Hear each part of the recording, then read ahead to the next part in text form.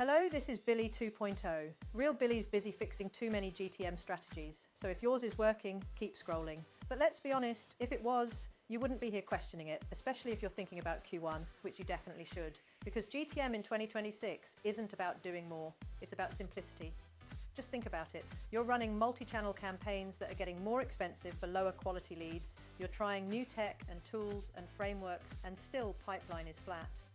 Sales wants better SQLs, marketing wants clearer signals, HubSpot is sitting in the middle, mostly reporting on the mess.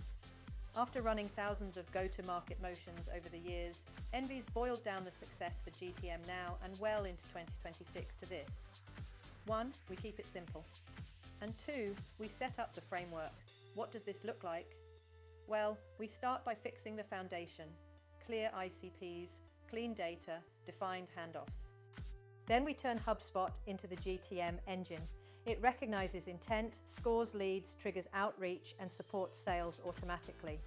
On top of that, we launch multi-channel campaigns. LinkedIn, Google, Reddit, Meta, you name it. Every dollar is tracked, every lead is followed up. Finally, no more dead ends. Add AI, smart automations, and synced LinkedIn outreach, and suddenly HubSpot isn't just a lovely dashboard, it's how revenue moves. That's enviable go-to-market strategy. If you want pipeline, you can actually explain to your CRO, talk to Real Billy.